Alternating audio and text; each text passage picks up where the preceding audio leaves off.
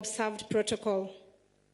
After months of regional and national consultations, mobilization that culminated into uniting youth from every nook and cranny of the continent here for the last 3 days to exchange and voice our concerns, we stand today, Saad Ukaz from the Kingdom of Morocco, Dion Shikuza from the Republic of Namibia, and I, Elizabeth Wathuti, from the host country of Kenya, the land of beautiful landscapes and the greatest marathoners, as representatives of the African Youth Climate Assembly, to underscore the urgency of addressing climate change and its profound impact on Africa's youth. Our declaration, the African Youth Climate Declaration, reflects our commitment to harness the power of our youth to drive meaningful change. The African Youth Climate Assembly's vision is rooted in inclusivity, resilience, innovation, and the conviction that young people are one of the biggest resources that Africa is endowed with. We seek to elevate youth participation and inclusion in climate governance, forging pathways towards sustainable development and green growth. And we urge you, our esteemed leaders, to join hands with us in this endeavor. And we have our key asks from the Youth Declaration that I will invite my good friends from the Kingdom of Morocco and Namibia to present.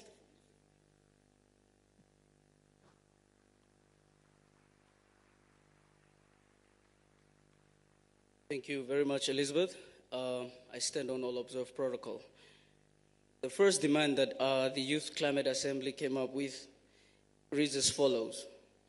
We oblige upon the key stakeholders to recognize, promote, and invest in the decision of the African Youth Climate Assembly to establish the Assembly as the principal forum for consolidating, meaningfully enhancing the coordination of youth engagement in the climate governance across member states beyond the Africa Climate Summit, and also further urge the key stakeholders to support youth inclusion in advancing Africa's sustainable development goals and the green growth agenda in continental forums.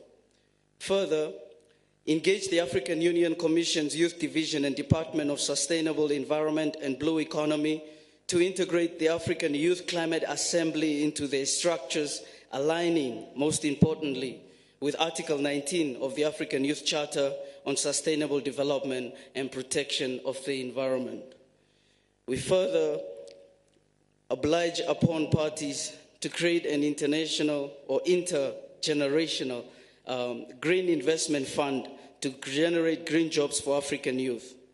We would like to stress on this point that this was one of the most highlighted points from the consultations and also the engagements, financing youth action for climate. Further, lobby for the established United Nations Youth Office to be domiciled in Africa in line with structuring a global multilateral climate institution. We further also applaud on creating adaptation jobs for young people and equipping them with entrepreneurial skills for solutions and thus fostering resilient livelihoods. Further, engage Africa's youth as advocates for increased access to renewable energy. Engage youth in exploring Africa's agricultural potential, in particular to meet the food security challenges of the continent. And lastly, to invest in youth-led research and innovation for identifying local climate solutions. And with those few demands, I would give my brother Saad Ukaz a chance to give us a closing statement. Thank you. Your Excellencies, in conclusion, our vision encompasses green investments, renewable energy, adaptation initiatives, and youth-led innovation. Your children are watching you today. We have to trust you, and you have to trust us. We call upon you leaders to enable us and stand with us in this crucial mission. Climate justice and sustainability are within our reach, and if not, one day we will be here at your place and with our countries burning and drowning, and you will not be there to save us. If we want to go far, we have to go together, join our hands to save our continent. Ubuntu.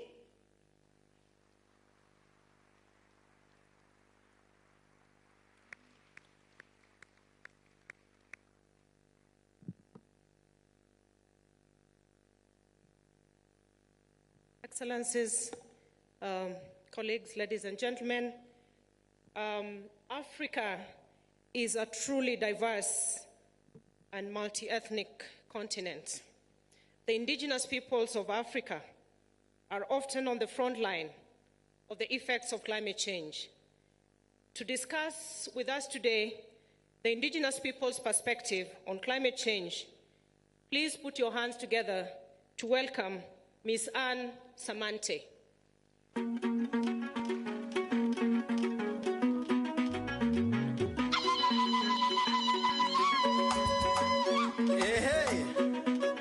Bana ba Kenya na mugeze ndi mulembe lundi baya mumbe kama rumwezera ko bule ko kubanenda kama tunda ko buru mu Kenya. His Excellency the President of the Republic of Kenya, Dr. William Samoei Arap Ruto, and all other excellencies, distinguished guests, Madam CS, Honorable Soipan Tuya, all protocols observed. Good morning. My name is Samante, and I'm here to read a statement on behalf of indigenous peoples of Africa. We, the African indigenous peoples from 20 countries, gathered in the pre-summit held in Nairobi in the past 2 days in preparation for this summit today, appreciate the Africa Climate Summit Secretariat and the government of Kenya, as led by our able President, Dr. William Samoei Ruto, for the continued recognition of indigenous peoples and traditional knowledge as a contribution to African climate change discourses. The role that African indigenous peoples play in protecting critical ecosystems across the continent makes them major actors in combating climate change. Furthermore, given that our livelihoods are based on direct use of natural resources, indigenous peoples are unfortunately the most hit hardest by climate crisis, notwithstanding the fact that we have the lowest carbon footprint, or rather the lowest emitters. As the African Climate Summit commences today, our main concerns and requests are as follows. 1, on clean and renewable energy and energy transition. As we are all aware, all renewable energy initiatives are all around indigenous peoples' territories. For us, there is no idle land. For us, the so-called idle land is our fathers' grazing land. This is our area of our cultural, where we undertake our cultural rights. And so to us, any investment around renewable energy must take into consideration free, prior, and informed consent. Moreover, renewable energy investment should ensure to ease mobility of indigenous peoples, because through mobility, by ensuring mobility, then it means you've helped us to be more resilient, and the vice versa is true. On adaptation and resilience to climate risk, we are not only victims, but we also come with solutions. Our traditional knowledge and ways of life enable us to build resilience and adaptation to the impacts of climate change.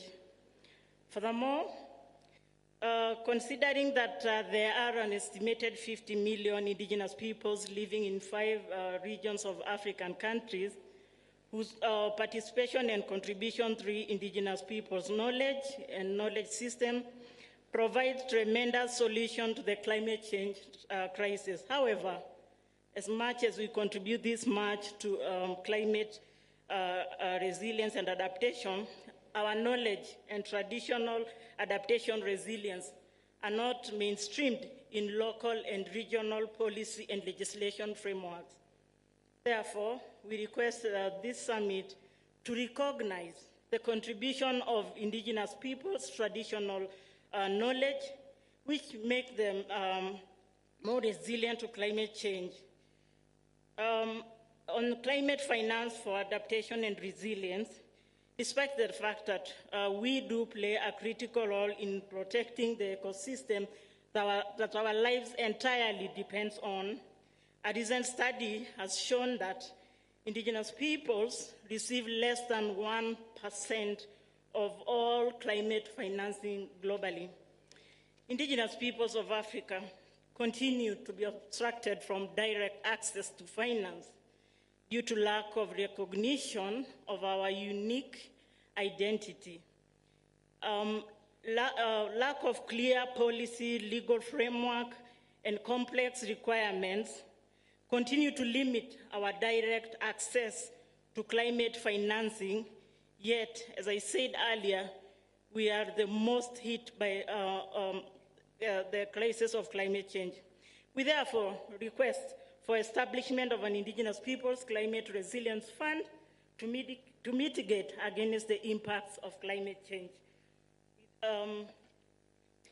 On effective participation and as climate change discourse continues to gain traction, the indigenous peoples, despite being the most vulnerable group, has continued to face systemic exclusion from decision making and also have negatively impacted by the climate intervention, negatively impacted by the climate intervention and response measures, some of which are detrimental to the existence of indigenous people.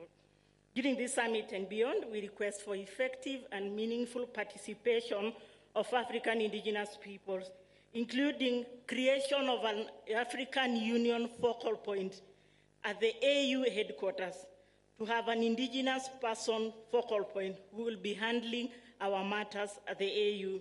In conclusion, we reiterate again that although indigenous peoples contribute the less to carbon emissions that lead to climate change challenges, we continue to suffer the most. We are therefore here with solutions and experiential lessons from Mama Africa. We look forward to have our concerns, priority, and contribution captured in the summit's outcome document, which is the Nairobi Declaration. Thank you.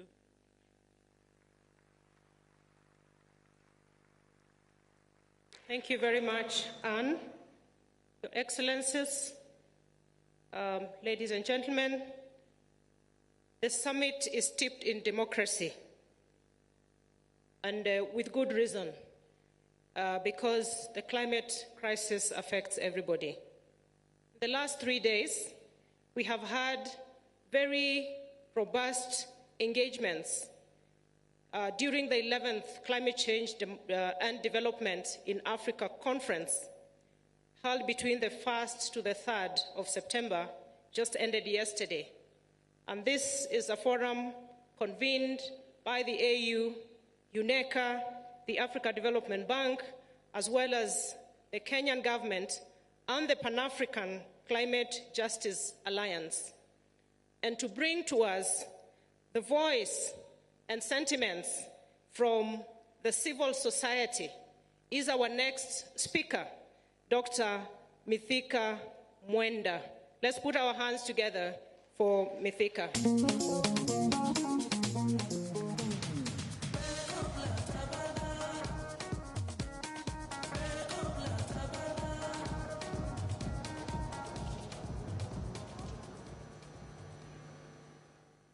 Thank you, CS. Excellency, the President of the Republic of Kenya, Dr. William Samoei Ruto, the Deputy President, Excellencies, distinguished delegates, respected guests, ladies and gentlemen, allow me to stand by existing protocols. It is with great honor that I address you today, first, as the Executive Director of the Pan-African Climate Justice Alliance, representing the African civil society, and secondly, wearing the hat of the larger non-state actors steering committee for the African Climate Summit, which has been meeting since the announcement by Kenya of hosting this all-important summit in February this year.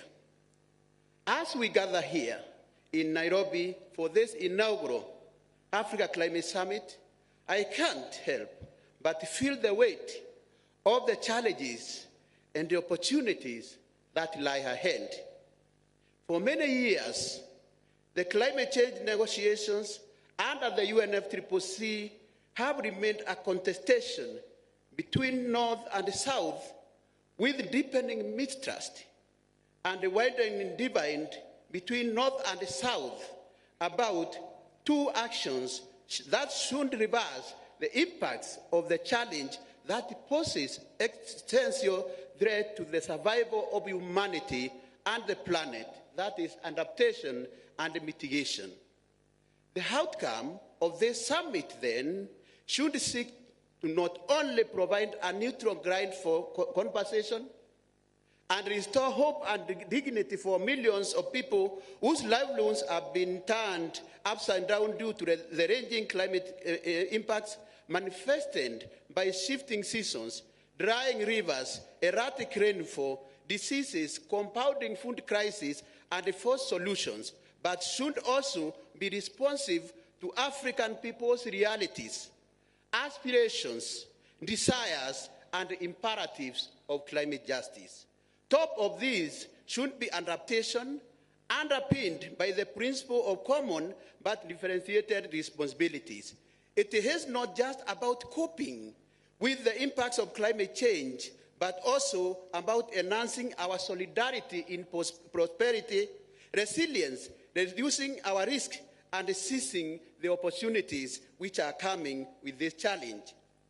Yes, Africa, with the most progressive position in international dialogue on climate change, has pronounced itself on what we require in adaptation and mitigation. And all standards show that we are doing more than our fair share in the global efforts to combat this crisis. Excellencies, ladies and gentlemen, Africa needs between 160 to 340 billion US dollars by 2030 for adaptation, while the current flows are only around 16 billion annually, a fraction of a budget for a blue chip company and foundations attending this summit. We need a deep conversation on how to address this, including achieving the balanced financing between adaptation and mitigation, as delaying action now will result in exponential costs in the future. This summit should also convey a bold, unequivocal message from Africa that it is not a forum to end the industrialized countries, to escape their historical responsibilities, and to transfer the burden of action to the victims of their actions, but a platform to once again renew our call to honor their commitments on deep and genuine emission reduction, adequate support to vulnerable, and support the communities at the front line of climate crisis. Ladies and gentlemen, as I conclude, we want to extend a hand of partnership and take front seat in the inevitable transition to low-carbon, climate-resilient, fair, equitable, and ecologically just development pathways. We should also seek to change the narratives, and I think I have heard His Excellency President speaking about that every time. And we need also reciprocal actions from our partners in the North, and urge them not to shift the goalpost like they have done before. I hope, Your Excellency, you will agree with me that we are doing so much, but there is a problem. We have the critical natural resources, for instance, including vast mineral resources, cobalt, lithium, and all others, which will drive this transition. How to exploit these resources, then, should be the conversation we should have. How we leverage them will determine whether we repeat the curse of the minerals driving the carbon addicted industrial revolution, that is through fossil fuels, which has brought us the current challenges we have. Or we will choose to start with an opportunity to shape our future through a resilient, prosperous, inclusive, and fair way. This is really our time. And thank you again, Your Excellency. When we were in South Africa during the African Parliamentarian Summit on Climate Policy and Equity, I told you, you are our general. And I told you, now below there, you have our soldier. Let us work together, and we promise our commitment to that process. Thank you, Your Excellency. Thank you very much, Mithika, for speaking on behalf of the civil society. Now, Your Excellencies, ladies and gentlemen, we move on, noting that the vital agenda pursued this week, the ACS will play a crucial part in the global fight against climate change and have a massive impact in the upcoming global initiatives around climate action. And one of these is the COP28. And Excellencies, ladies and gentlemen, we are aware that during this summit, we have the African Climate Week convened by the UNFCCC as part of the regional climate weeks, again, that build momentum for COP28. And we have here with us none other than the Executive Director of the UN Framework Convention on Climate Change, Simon Steele. Let us put our hands together to have the statements from Simon. Welcome, Simon.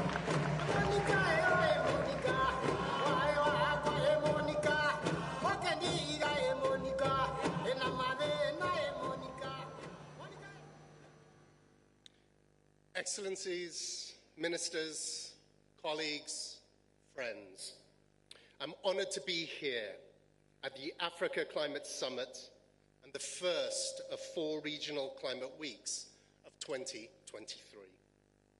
I want to thank the Kenyan government and personally President Ruto for his leadership and vision in bringing us here together. And I want special recognition for Minister Soipan Tuya for her work and efforts in helping to organize both the summit and the climate weeks.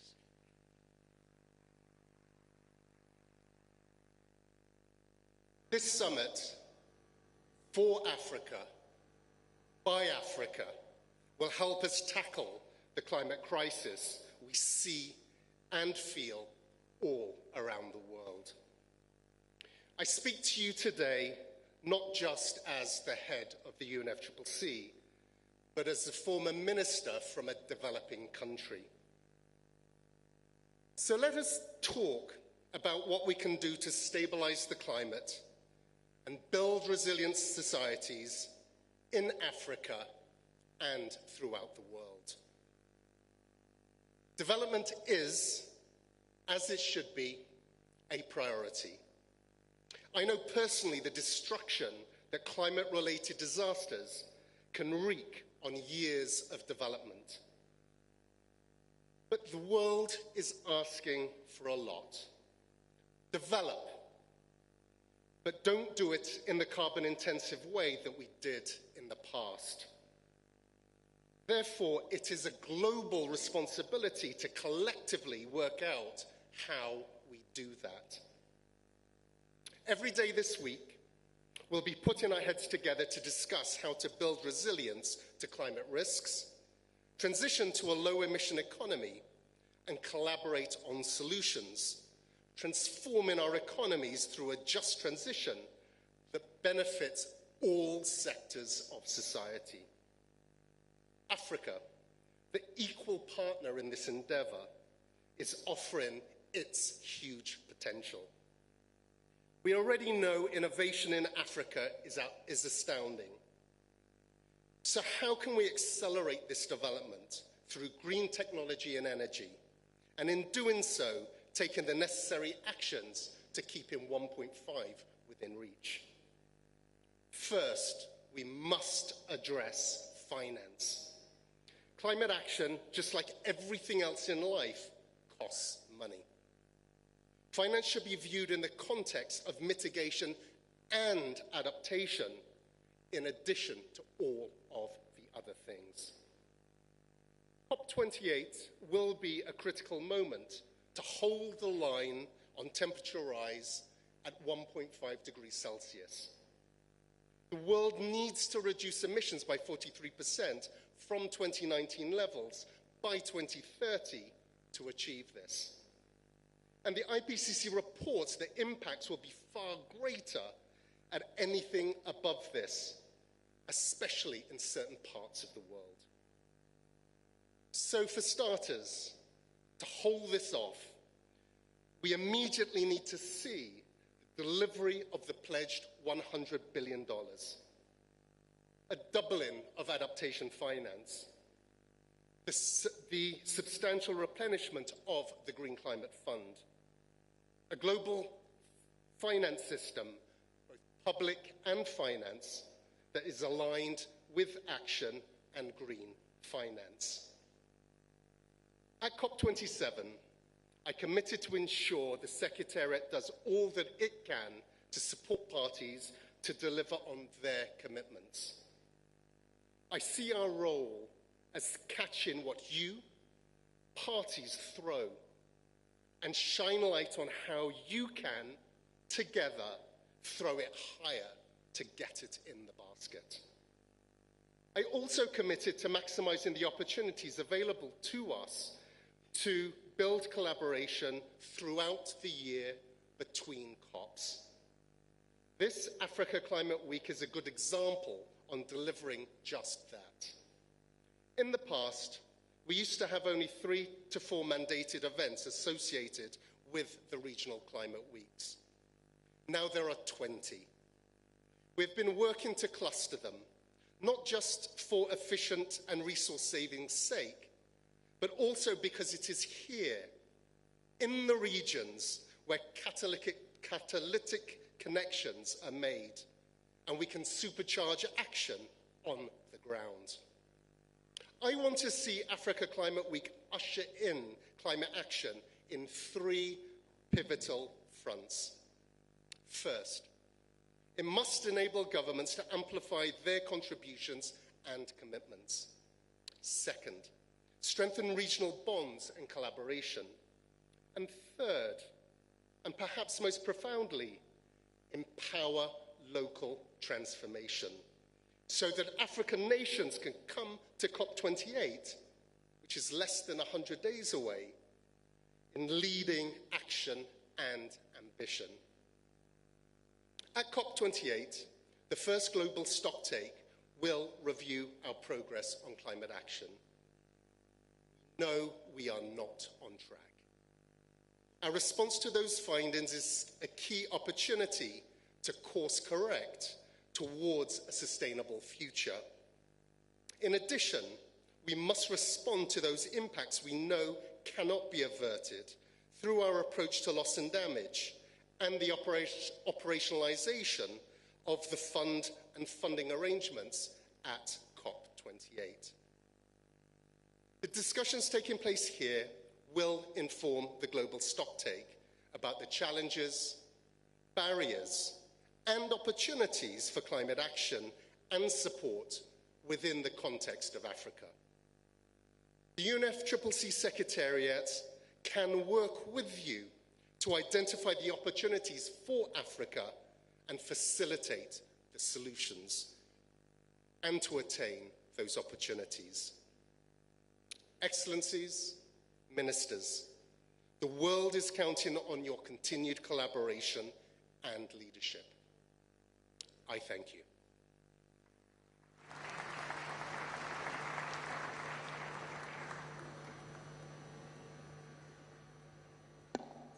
Thank you, Simon. Next, Your Excellencies, ladies and gentlemen, is my turn to introduce Her Excellency Josepha Sako, who is the African Union Commissioner in charge of agriculture, rural development, blue economy, and sustainable development. Welcome, my sister. You have been extremely instrumental in helping us co-host this summit.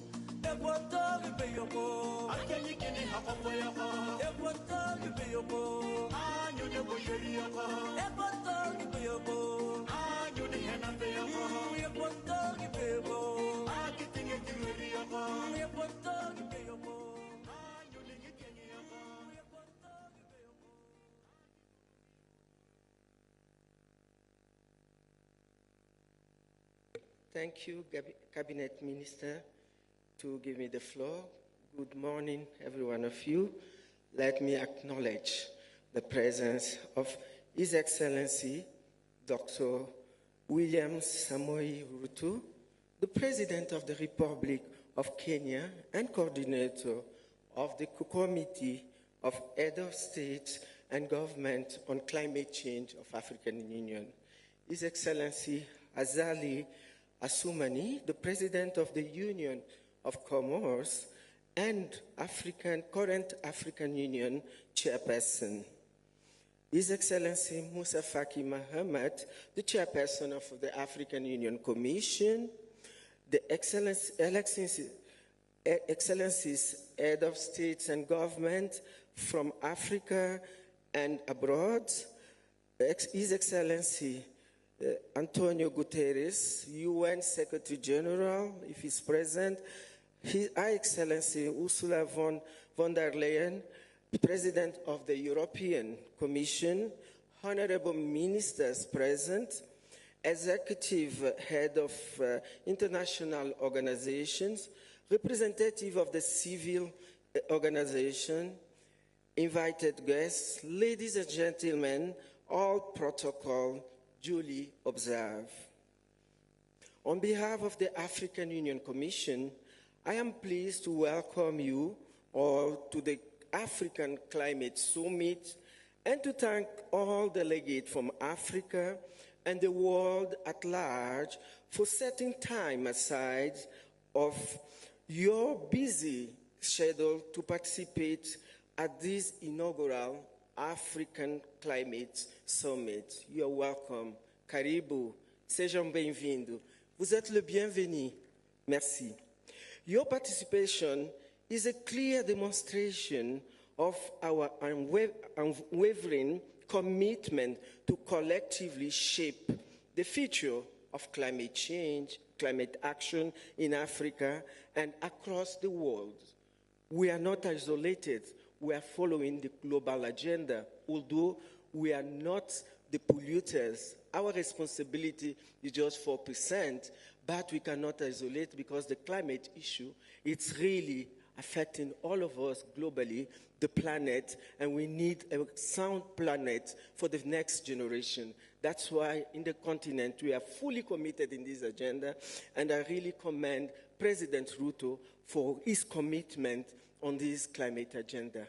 Congratulations, Excellency President. Let me also like to acknowledge the presence of former Prime Minister of Ethiopia, His Excellency Prime Minister of Ethiopia. You're welcome to this meeting. Excellencies, distinguished ladies and gentlemen, please allow me to express our sincere gratitude to the government and people of Kenya for the warm reception and hospitality accorded to all the delegation since their arrival in this beautiful city of Nairobi. I would also like to commend the organizers from the different ministries and partners organizations under the leadership and strategic guidance of His Excellency Dr. William Ruto, President of the Republic of Kenya, that worked around the clock on the technical and logistical arrangement required for a successful summit. Excellencies, distinguished ladies and gentlemen, I would like to submit to you that climate change is a pandemic in Africa and is responsible for more lives and economic distress. Climate change is resulting in an increased frequency and intensity of extreme weather events that causes disasters with compounding effects because they do not allow us to recover before another disaster strikes again. What are we witnessing is the situation thereby governments are abandoning development and concentrating their resources in responding to climate-related disaster without building resilience. We know that many African governments, they are using at least 2% of their budget to invest on the disasters, on adaptation programs in the continent. In our continent.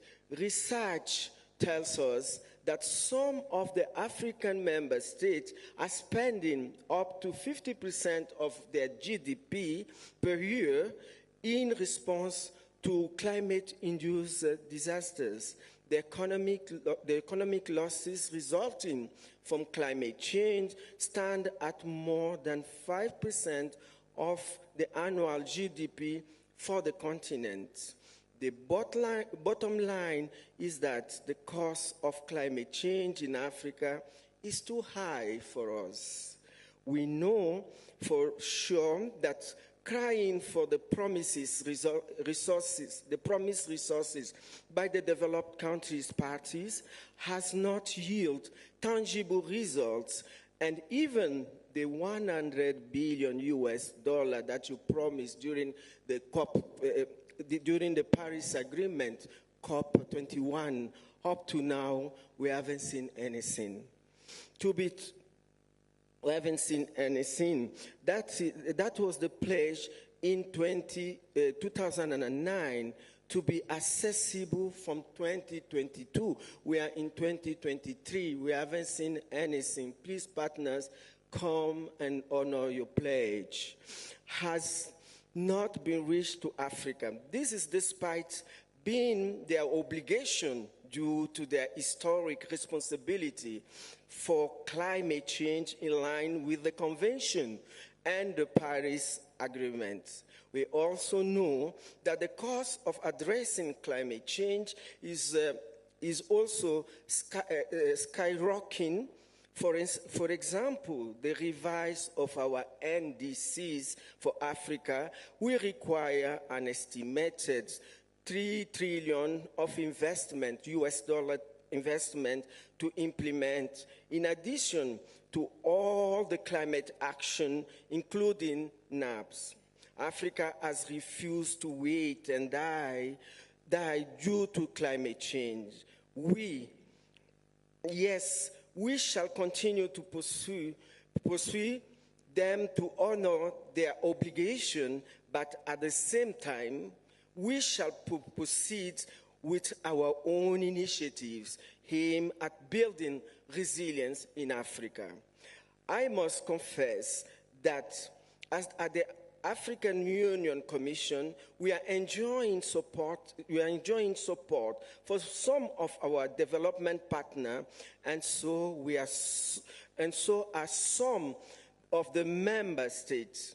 However, Africa needs to move from a donor-recipient relationship to that built around investment, as that it is the pathway to reaping development aspiration of our continent, the Africa we all want. Excellencies, distinguished ladies and gentlemen, the primary goal of this summit is to propel our collective efforts on climate change and sustainable development forward. The fundamental driver of success for African green transition will be the availability of resources for investment, and these must be accompanied by the strengthening of the ability of the African countries to mobilize their own resources, their own domestic resources. And I believe in Africa we can do it. We have the resources. Let us start allocating the resources on the environmental agenda when we are doing our national budget. I believe that we have this capacity. So the fundamental driver of this success, as I say, for African green transition will be the availability of resources for investment, and those must be accompanied by strengthening of the ability of the African country to mobilize our own resources, build on the foundation of solid and inclusive economic growth. As a continent, previous growth models have been predicated largely on the sheep production and export of African raw material with a minimal value addition. We have to start adding value and create jobs for our youth and our women. A continuation of this trajectory will undoubtedly reinforce Africa's vulnerability. Excellencies, distinguished delegates, ladies and gentlemen, the African continent remains a key player in charting the way forward towards a low-carbon future, despite being the least contributor and yet highly vulnerable to the impact of climate change. However, our strength lies in our unity and the fact that we are a continent that is vibrant, fast-growing, useful, young population, energy, and diversity. Our solution for African climate change are rooted in large-scale investment in climate resilience centered on energy access to drive sustainable industrialization. This represents one of the fastest drivers for poverty reduction, while also fundamentally changing the nature of Africa's economic model with large-scale investment in a sustainable value chain. To this end, we continue to put policy framework in place to support the implementation of climate action. Such frameworks include the African Union Climate Change and Resilience Development Strategy and Action Plan. This was adopted by our head of state. We are not here to invent the wheel. The wheel exists. If you want to partner with us, this is what our head of state adopted, and I invite partners to really align any investment in Africa with this important strategic action on climate change. We didn't have it, but we support of some partners, even the EU, we were able to elaborate and approve it. So I call upon all the partners and our member states to align on this so that we are not trying to multiplicate or duplicate what already exists in the continent. The second strategy, it is the Continental Green Recovery Action Plan and the integrated strategy on meteorology. So all these instruments are strategic and they exist. So if at all we want to tackle all the issues of the challenges of climate change, the tools are there. I'm just inviting investment. Let us find a mechanism where our member state can have access to these capitals, financing resources, so that we can go ahead. We have already done our homework with these tools that was approved. As I conclude, I would like to emphasize the following, that Africa's potential is fostering its sustainable development. Its great green transformation must be designed and led by African countries and African institutions, and should be centered on the mobilization of new and additional resources that can be deployed urgently. 2, that Africa's energy transition must be defined. My colleague is here. She's going to share with us how is she doing as a commissioner of this important department, with the Department of Infrastructure, honed and led by Africans for it to be just and equitable. 3, we need to structurally alter the relationship of African economy within the global economy and reduce the impact of exogenous shocks by building sustainable value chain. This will allow a focus on people and on ensuring the connection between the citizens of Africa and its immense natural health. In this process, we are determined not to be bystander in this, but to lead by doing. Nevertheless, as a continent, we will continue to hold our partners accountable to the promise they made to us. 4, together we aim to elevate the discourse surrounding climate change and rely support for a financial architecture specifically tailored by Africa, while also emphasizing our continent's abundant resources and the resilience as we accelerate our transition towards a climate resilient future. 5th, as this green transformation is built on this shared determination, I urge us to strongly embrace our collective strengths towards this cause. This summit will be just one step of many towards attaining our objective, which is our Agenda 2063. 6, and lastly, we will count on the support of partners present here today, as well all relevant stakeholders, to support the implementation of the summit's outcome. As the African Union Commission, we remain determined and committed to work with member states in addressing climate change, including the implementation of the outcome of this summit, which is the Nairobi Declaration.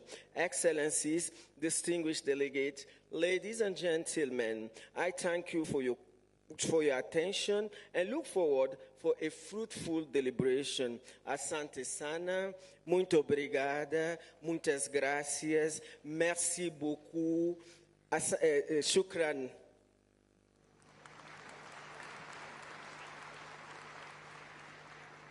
Good job, Your Excellency, the Swahili. Your Excellency, colleague ministers, ladies and gentlemen, we are at the apex of the opening session of today's ministerial segment of the Africa Climate Summit. And Excellencies, allow me to remind my colleague ministers that we have a very busy day ahead of us. As per the program, we have 3 breakaway rooms, Lenana, Savo, Abadeas, and we shall be guided through that section immediately after the official opening. Allow me, Your Excellency, President of the Republic of Kenya, to thank you most profusely for accepting to grace this ministerial segment to flag us off to a very busy day. And without much ado, ladies and gentlemen, let's put our hands together to welcome His Excellency President William Ruto to make his remarks. Thank you. Thank you, Excellency. Kila mtu anapawa, hata Maulana hajawahi kutugawa. Tulitafuta amani, Thank you very much. Thank you very much. Let's take our seats. Thank you very much.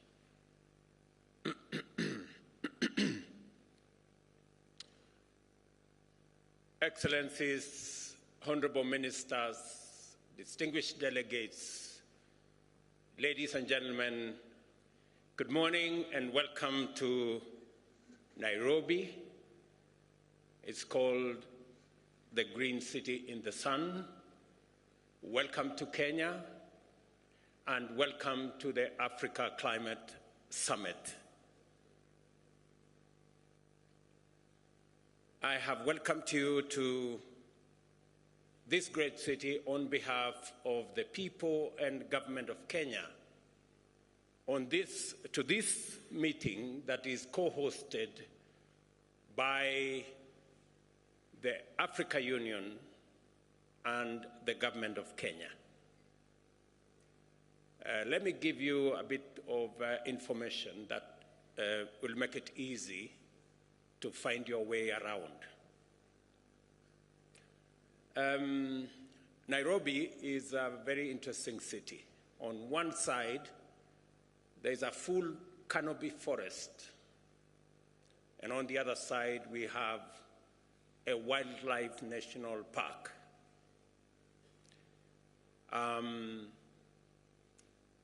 We keep the wildlife in the park because we have a fence. But sometimes, as nature would be, they break away from the fence. So while you are doing your morning walk, you might encounter a lion. Please be careful. It is not tamed, it is wild. Let me also inform you that Nairobi is the home of the United Nations Environmental Program, the only UN agency headquarters in the global south. So, discussing matters environment, you are in the correct city. And if you need any referencing, the UNEP is right here.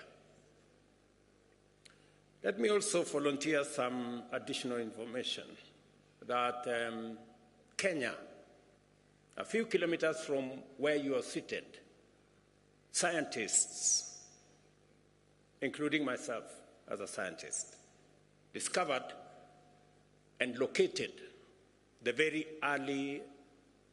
earliest remains of man on Earth.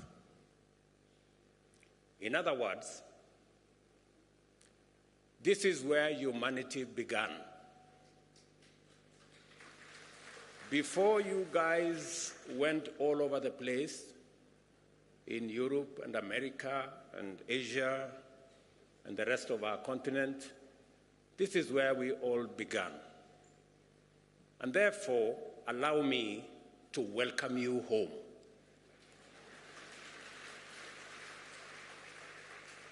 And in a few months, we are having a conversation as Kenyans. In a few months, we are seriously considering abolishing any visa requirement because it is unfair to ask anybody coming home for visa.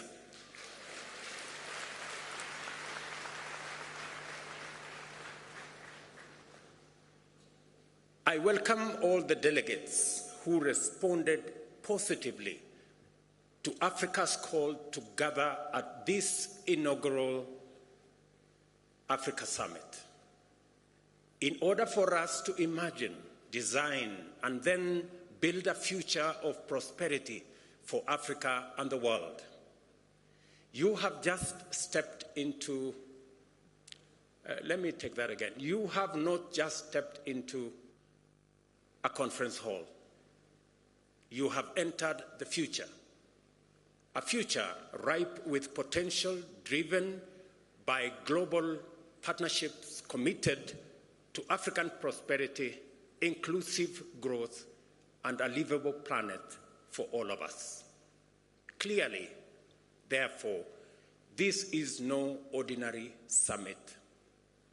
We are not here just to talk about Africa or climate change in the usual way, which often accentuates our divisions. You all remember the North versus South, developed versus developing, polluters versus victims, and the whole of that conversation.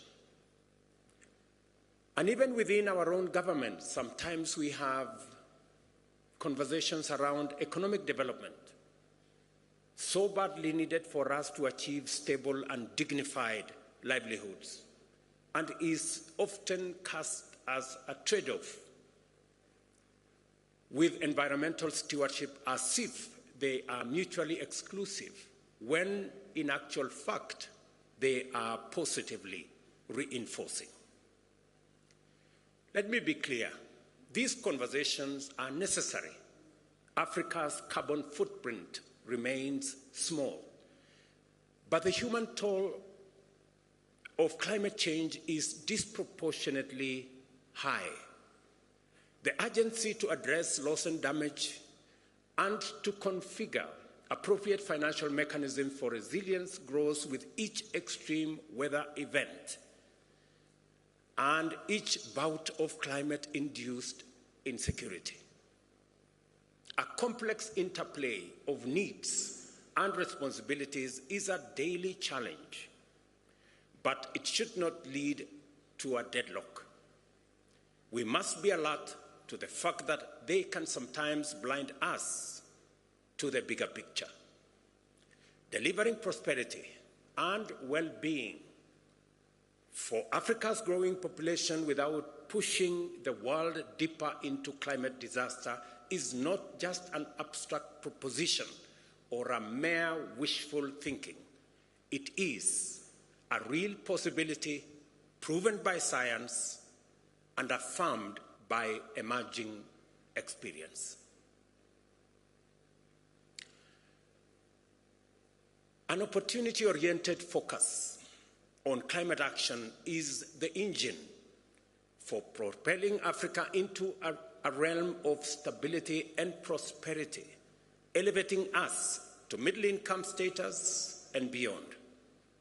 This context is precisely what sets this climate summit apart from others. It aims to unite us across neighborhoods, across sectors, across institutions, local or international, across country borders, across continents, and across generations.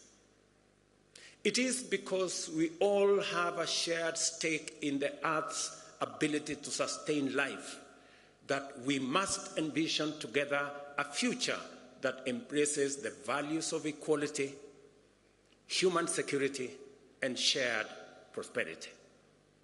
Africa possesses all the necessary conditions to realize this future.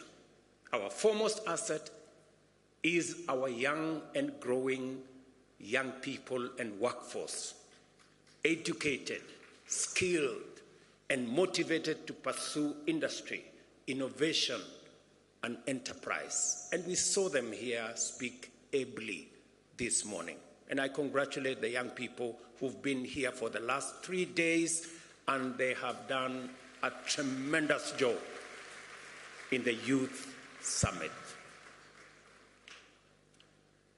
We have ample renewable energy potential as well, and the natural assets and resources to green our own consumption, but also to meaningfully contribute to decarbonization of the global economy. We must see in green growth not just a climate imperative, but also a fountain of multi-billion-dollar economic opportunities that Africa and the world is primed to capitalize. We are brought together by a clear understanding and deep concern about the inadequacy of our present means in terms of institutions and available finances to deal effectively with the magnitude of our collective threats and challenges. But we will not shy away from the difficult conversations and uncomfortable realities that must be addressed to achieve meaningful change. Policy, regulations, taxation, trade, and climate justice will all be scrutinized in national, regional, global contexts. Yet, the way we frame these discussions matters. I invite all of us to adopt opportunity lens as we navigate these complex dialogues. For a very long time, we have looked at this as a problem. It is time we flipped and looked at it from the other side. There are opportunities, immense opportunities as well. And that is why we are not here to catalogue grievances and list problems. We are here to scrutinize ideas, assess perspectives, so that we can unlock solutions. The very format of this summit has been designed to facilitate such engagement. Over the next 3 days, be ready to be challenged in this dynamic ecosystem of dialogue and discovery. African and global leaders, innovation trailblazers, experts, investors, and captains of industry are here to explore the opportunities, tackle the barriers, and scale up solutions. While I cannot encapsulate the breadth and depth of all our program within my opening remarks, allow me to outline the overarching theme, which is the unparalleled opportunity that climate action represents for Africa. As you're aware, the climate conversation began 31 years ago in 1992 in Rio de Janeiro. But this is the first African summit 31 years later.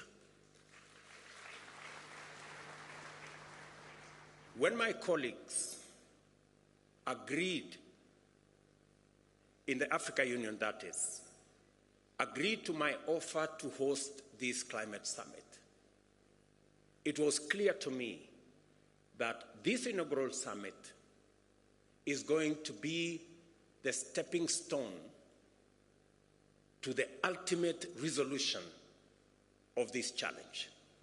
The reason why possibly we haven't made much progress is because Africa had not consolidated and assembled its ideas and brought them to the table. I am confident that now going forward, we have all what it takes to create a win-win outcome out of this very intense conversation about climate change. This occasion summons us to contemplate the full range of possibilities that can be unleashed by directing investment and appropriate technology to actualize our continent's abundant resource endowments.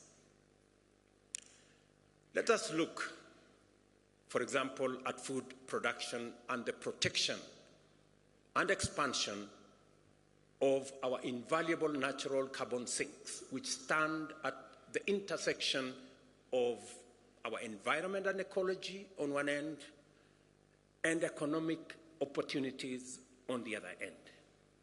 Since 1961, Africa has witnessed a 1/3 reduction in agricultural productivity due to climate change, a stark reminder of the urgent need for adaptation. Yet, Much of the world is just waking up to the merits of restorative agriculture, a practice that already resonates with African farming practices. By building on the wealth of indigenous knowledge, we can scale, enhance, and even monetize our agricultural systems. This enables us to unlock the huge potential in our agricultural land assets, representing 2/3 of the world's uncultivated, underutilized arable land, to feed our growing populations and to do so in harmony with our invaluable natural carbon sinks. Additionally, the restoration and expansion of Africa's natural carbon sinks are not just an environmental imperative. In fact, they are an unparalleled economic gold mine. They have the potential to absorb millions of tons of CO2 annually, which should translate into billions of dollars if we were living in a fair world, improve livelihoods, and millions of opportunities across this continent. And I was having a conversation yesterday about a banker of one of the big multinational banks, and he was telling me about Africa's GDP. And GDP is about assets. It's about what you have. We have the carbon sinks that serves the world, cleans our environment, acts as sequestration of carbon that is produced by others. But we get nothing for it. It's not anywhere in our balance sheet. Everybody's assets are in their balance sheet. Some of ours are not in that balance sheet. The day we put our whole assets in our balance sheet, you will know that we are a very wealthy continent.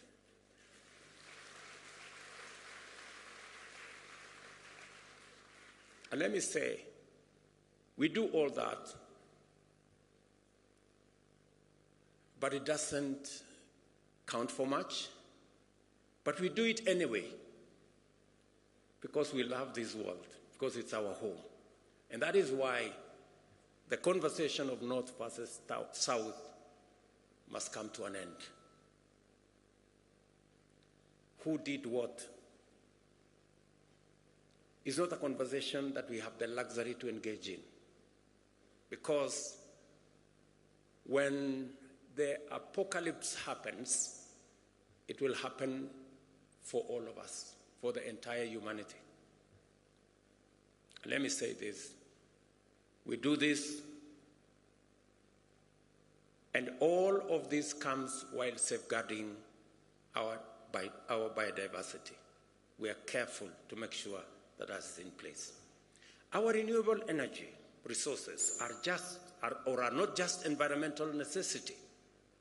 They are the ultimate catalyst of radical socio-economic prosperity. They can fuel sustainable development, drive economic growth, create jobs, and also uplift millions from energy poverty, all while reducing our carbon footprint continentally and globally. The possibilities are not just promising, they are transformative. Africa can power all our energy needs with renewable resources. The continent has enough potential to be entirely self-sufficient with the mixture of wind, solar, geothermal, sustainable biomass, and hydropower. In Africa, we can be a green industrial hub that helps other regions achieve their net zero strategies by 2050. In other words, what I'm saying is Unlocking the renewable resources that we have in our continent is not only good for Africa, it is good for the rest of the world. Because we not only are driving our own growth, but we are ready to share these resources with the rest of the world, and by doing so, we will assist the rest of the world in ensuring that we move towards the net zero target that we all set for ourselves. And for Africa, renewable resources, it is not just the volume, but also the non-seasonality of our renewable energy that stands out. The nearly year-round sunshine makes Africa's solar potential particularly unique, perfectly suited to industrial energy demands, something that is challenging in other areas, especially in temperate climates. Kenya, for example, serves as a good example of what is possible. Our national grid currently operates at 3 gigawatts, with 93% of that power being renewable. Our ambition is audacious yet achievable: 100% renewable by 2030 and a 100 gigawatt grid entirely renewable by 2040. A serious challenge in bridging the investment gap in order to enable the continent meet its energy needs is the creation of demand on sufficient scale to provide incentives for appropriate private investment in energy infrastructure development. Industrial energy at scale is therefore necessary to anchor energy demand as a means of tackling the widespread energy poverty still prevalent across our continent. The numbers are stark. Nearly 600 million Africans lack access to electricity. Another 150 million grapple with unreliable power. And almost 1 billion have no access to clean cooking energy. But the abundance of our renewable resources, the possibilities offered by new technologies, and opportunities created by new climate financing offers enormous possibilities for us. We have the capability to provide reliable and cost-effective energy access to all Africans by 2030. The green transformation of both production and consumption is not optional. It is an imperative. The global demand for such solution is already gaining momentum. Our strategic proximity to substantial reserves of metal and minerals necessary for the global energy transition makes Africa an attractive candidate to become a global hub in green industrial supply chain, from refining metals and minerals to constructing and assembling electric motor vehicles, batteries, and other components. Let me invite you to this unprecedented geo-economic opportunity for Africa. We are already key players in the extraction of these minerals, but much of the higher value addition, smelting, refining, assembly, and even the production of electric motor vehicles happens elsewhere. Let's put some numbers to add perspective to what I'm saying. By 2025, the mining of battery critical minerals, nickel, lithium, cobalt, is estimated to generate some $11 billion in value. However, if we take the next step and engage in value-added activities like refining, these minerals into industrial-grade metals, that value could quadruple to $50 billion. And if we consider the end-to-end value chain for electric vehicles, including the battery pack and all other components, the market value skyrockets to an astonishing $7 trillion. That is a trajectory. What today we are selling for $11 billion could be $7 trillion if we engage in the right trajectory. And that is what we are saying.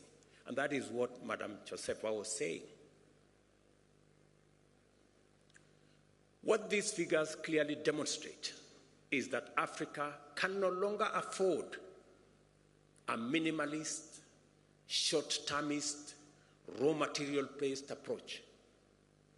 The time has come for us to break out of the shackles of low ambition.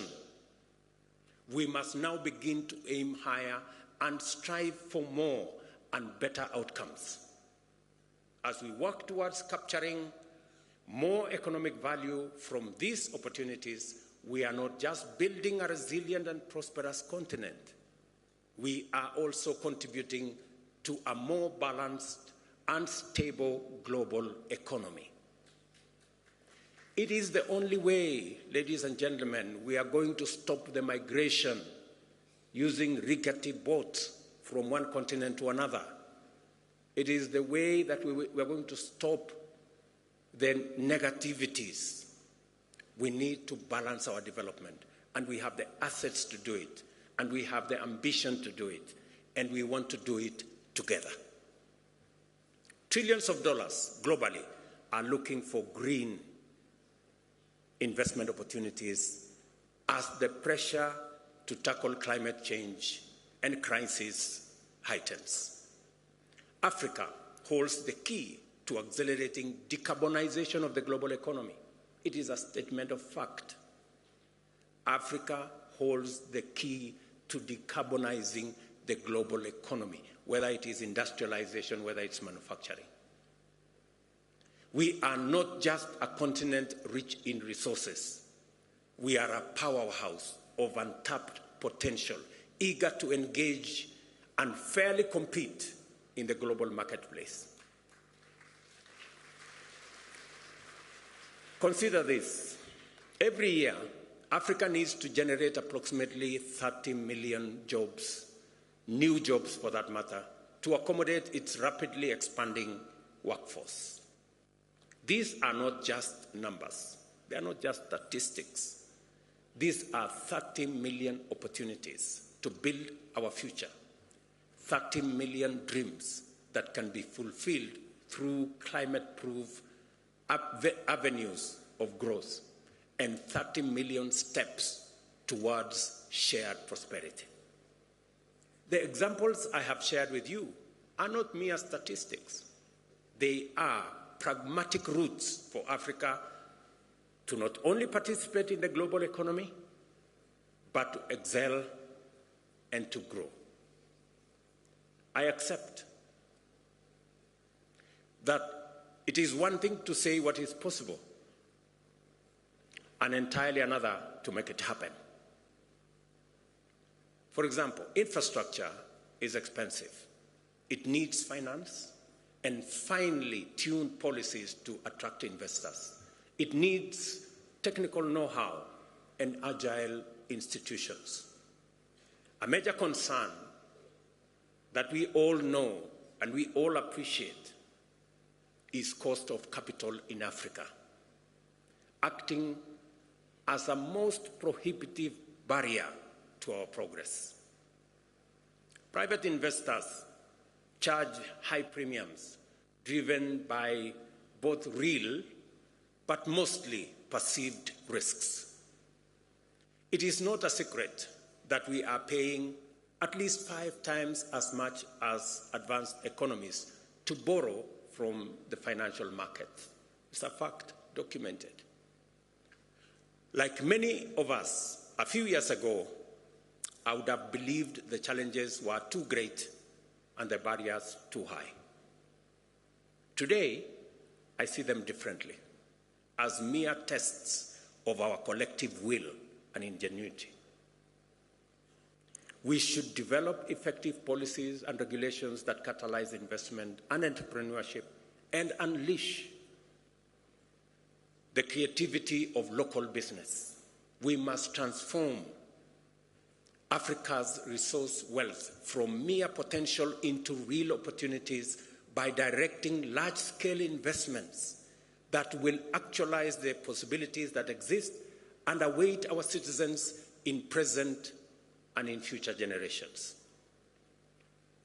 Let's make no mistake, however, we have no choice but to approach this colossal task with clear minds and open eyes. A lot needs to happen before Africa can live up to its full potential of providing climate solutions for its citizens and to the entire world. Over the next few days, I have no doubt that African leaders seated here and our friends from elsewhere will be open, honest, and direct about what we can commit and bring to the table and the type of the collaborations we need from our global partners. My call to everyone present in this historic summit is for us to work together and converge our efforts on African priorities. I urge everyone to make a contribution to our generation's unprecedented and highly consequential endeavor to catalyze climate action in a spirit of candor, collaboration, and courage. Let us imagine a pathway for different financial structures that can deliver on Africa's goals. Let us commit to invest in viable solutions presented by renewable energy, green industrialization, climate-smart agriculture, and nature conservation. I am confident that we are all inspired by the possibilities before us and galvanized by the demands of this critical time to engage productively, collaborate successfully, and conclude the Africa Summit with a Nairobi Declaration on green growth and climate finance agenda that will commit us to pursue a climate-positive path to propel Africa's economy and promote job creation in a manner that limits our emissions and aids global decarbonization efforts. Excellencies, ladies and gentlemen, friends, this summit is a moment to imagine a bold and radically affirmative African future. We are here to envision a continent that links markets and connects resources with demand, unlocking massive economies of scale, a continent that offers an economic backbone for a decarbonized world, a continent that thrives and shapes climate-proof future for all. So, as we immerse ourselves into the array of complex issues during the summit, let us fix our gaze firmly upon the horizon of possibilities. The future is not just something to hope for. Neither is it something to merely wish or wait for. The future is for us to conceptualize and actualize, starting now. That is what we have come to do at the Africa Climate Summit. Welcome to the future, and I thank you.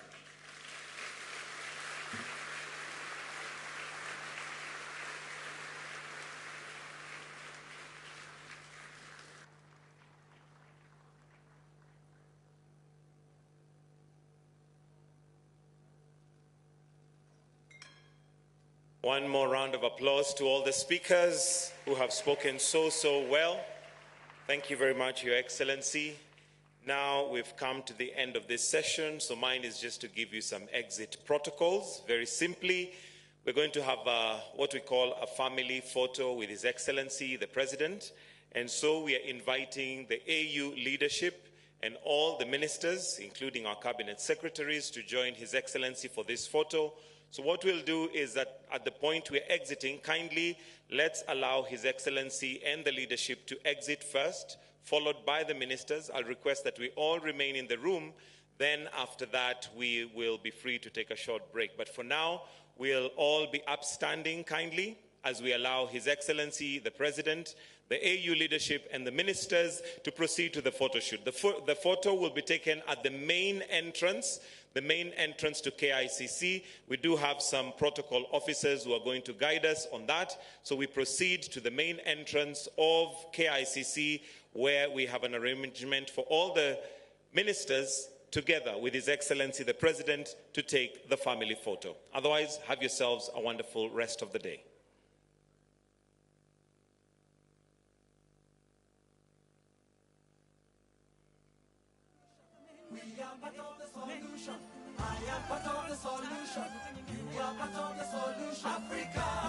Other than the ministers, kindly, the rest of us, let's stay put. We have other sessions coming up, as mentioned by the CS Environment, Madam Soipan Tuya. There is a busy day ahead. So please, other than the ministers, kindly, the rest of us, let's stay put. Thank you.